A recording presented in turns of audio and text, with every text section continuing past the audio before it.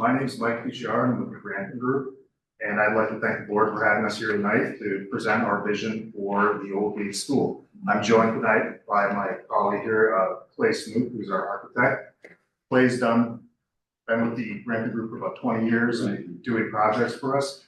His work is seen in the Boston Green Apartments across the way. He was the visionary behind that design. That was a unique partnership with the Scituate Housing Authority. It began in 2016.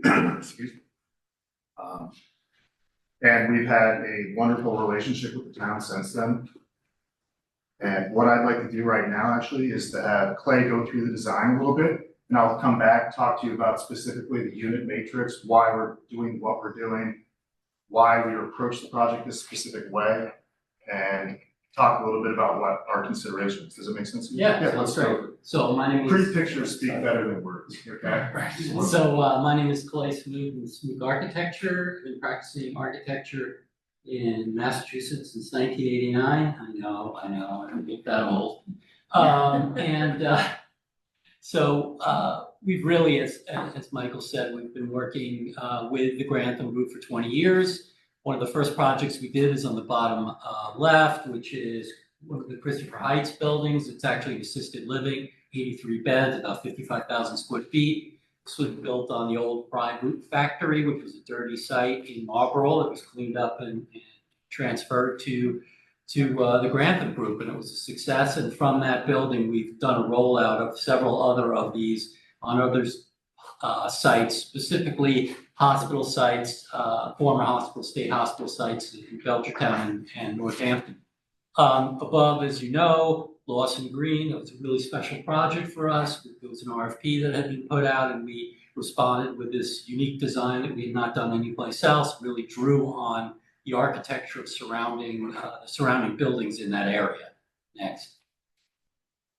So with this project, I mean, we took a look at the RFP, we took a look at some of the studies of the adaptive reuse of the existing building. I will tell you, we have, my firm has a pretty strong background in doing adaptive reuse. In this particular instance, we just felt that it would be better, given the current state of the two things really. The Massachusetts Building Code and the Energy Code is very, very stringent. That, in addition to trying to create the most efficient building possible, given the incredible cost of construction these days, makes adaptive reuse of the existing building very, very difficult and challenging. So what we are proposing to do is create a replica of that building, being the centerpiece of our new design. As you know, the original building, I believe, was built in the 20s and then received its sort of landmark pediment and pilasters and pitch roof and the additions off the sides, I believe, in the 30s. So what we're proposing is to replicate that building in a much more efficient, energy efficient manner. And so this here is a sketch of it. And again, we're going to be using, for the centerpiece of the project, the original sort of replication of the old Gate School. We're proposing to clad that in brick. We're talking about a 3-story building of about 64,000 square feet. We looked at several iterations of this building, my office. We probably had 4 or 5 different master plans for this before we settled on this, both in terms of the architecture and its configuration on the site. I will say that we even looked at a potential 4-story version, given the height of the existing building, but found that it would just be too overwhelming for the area. Next slide. So again, a couple of, as Mike would say, pretty perspectives. Again, the idea is to really replicate and imitate the existing architecture, but using materials that are going to wear better over time. We're talking about, again, the brick on the main building, as well as the wings would be clad in what's called hardy. It's a cementitious siding that really, really holds paint very well and repels insects, etc. Of course, the windows would be all state-of-the-art energy efficient. Next. So the configuration, which is really interesting, we'll get to the site plan. These slides kind of got reversed, which is fine. The ground floor plan is on the top left. We have, I believe it's about 19 units on the ground floor and 22 on the upper 2 floors. We're using the same, the tried and true typical 1-bedroom unit that we used at Lawson. We found that worked out very, very well. So it yields a total of 63 units at a very efficient 64,000 square feet. As you can see, there's very very, very efficient in terms of the corridors and the way the modules of the units work. Next. So these are some interior sketch photographs from the Lawson Green project to give you a sense of the interior architecture that we're talking about doing for the project. Do you have that master plan piece or no? Yeah, I do. Because I'd really like to get to this, yeah, first to this. So I think it's really important to take a look at this plan and the way we were able to thread this building. I mean, we've got the senior center on the upper left, we've got the auditorium on the right, that this building sort of threads the needle in getting that 64,000 square feet between those buildings, creating some pretty interesting spaces and relationships between the auditorium and the new building and the senior center and the new building. We're proposing, obviously there are trees and whatnot that are not, this is not meant to be a entirely accurate master plan in terms of locating every single tree on here. We realize there's some very mature trees just above where our building is. We would not be touching those. Right, and the objective here was to keep the program of the Cudworth House and Historical Society completely untouched by this. And that's kind of why we've come up with the design that we have to separate the new building from the existing recreation wing and also this senior center to have its own program and to not interfere with the other uses on the site. So and refresh my recollection, I think we did rotate the field sort of counterclockwise, which really created a much more efficient layout for parking. We're suggesting parking here, I believe it's between 100 and 120 spaces. So we're maintaining the senior center parking, and then of course we're providing parking for our 63 residents. Not every single one of those residents have cars, but we would be accommodating those. So I think this is an important visual, and then there might be an aerial of that as well. Exactly. So here you are looking over the reconfigured soccer fields, the parking.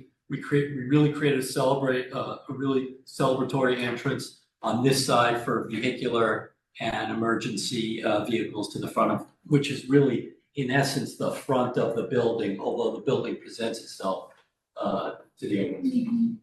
That kind of covers the architecture of it. And more than happy to go over that. And you know, these things have developed over time, and I don't want anybody to think that we just sort of birthed this thing. I think there's a lot of chance for interaction and discussion among all the stakeholders in this to make this a building and a project that we'll all be happy with. Right. So initially we looked at the idea of rehabbing the building, and to Clay's point, you know, the existing layout of the building it's basically essentially three different eras of construction, three different levels. An immense amount of environmental remediation needs to occur. There's lots of asbestos. We had our guys go in there and take a look at getting some numbers on that, and we put about $1.3 million on the remediation cost if we were to rehab it. The other element was that you get fewer and fewer units. The maximum number of units you can get in the existing building was about 32, and several of those units are on the ground floor, subterranean, next to the boiler room. So really unappealing. Yeah, just really, it's sort of sad, but the way the building lays out, it had a lot of challenges. Add to that, the state energy code effectively would require us to build a building within a building in order to meet the insulation requirements. So you'd either have to frame out an entire new structure within an existing unit, or you'd have to go and clad the entire building in like 4-inch rigid foam with a metal, or like call it fiberglass or whatever it would be, exterior in order to meet that. So it just, the per unit cost of that was about $750,000. And since we're talking about a 100% affordable project, we're going to be chasing, federal low-income housing tax credits and other state affordable housing programs. The state's not going to go for a $750,000 a unit construction cost and only net, we're netting maybe 30, 32 units. So that's why we've gone up to 63 units. We're able to shrink, almost build, twice as many units on effectively the same footprint, program it correctly, have a hyper-efficient building that has all the finishes and efficiencies that we've learned from Lawson Green across the street, and replicate those. We know Scituate's a great community. You know, Lawson Green, we could have built that thing 10 times as large. Just to give you an idea, we were very aware of the affordable housing crisis in Scituate, and it's particularly acute among the senior population, which is why we're talking about 62 plus here. You know, at Lawson Green right now, we have a waiting list for 30 units with over 300 names on it. We get them every day, and the demand is great, and we recognize that. So what we were thinking about here was how do we maximize the number of units on the property, preserve the existing functions and activities on that property, accommodate the different stakeholders, because we don't want to anger anyone in the soccer league. We don't want to, we want to maintain the tennis courts. We want to separate the recreation wing off so that there's code reasons for doing that, because you can't really have housing and, institutional uses, so on and so forth. There's a lot of complexities there. There's also heating and cooling issues associated with the old building. And then, it gives the town the opportunity to create a new efficient heating HVAC system for the rec building. But basically the idea is that this maximizes the use of the space and does it in a way that's the least disruptive to existing functions, and would allow us to come in, move residents there that are co-located with the senior center, which I don't need to tell anyone in town how great the senior center is, but it's fantastic. I mean, this to me is a really great opportunity, and we really appreciate the opportunity to present this, and be happy to provide any other details on it you might want. Like I said, we're going to try to go for a high level of affordability. We'll have 8 units at 30% of AMI, 8 at 50% of AMI, but the majority of the units will all be below 80% of AMI. 100% of this will go under stabilized housing or subsidized housing inventory, and we'd be looking to basically expand upon the partnership that began at Lawson Green with the Scituate Housing Authority and its former chair, Stephen Coulter, when we worked tirelessly to help move that project forward. And I just wanted to say thank you again, Stephen. Your work was incredible. We were able to develop that. We began that project in 2016. We opened the doors in February of 2021 during COVID, 2 months ahead of schedule and under budget, which is the last time you hear of that. And every year since then, we have, as part of the CPC and Affordable Housing Trust Fund contribution that was made to that project, we return money to the town, CPC and Affordable Housing Trust, and correct me, I will give the checks, from surplus. He hasn't told us about that. Oh, yeah. We return surplus cash flow to the town, CPC and Affordable Housing Trust. So we've been looking to create a similar level of support as with Lawson Green for this project. We think we can make it work.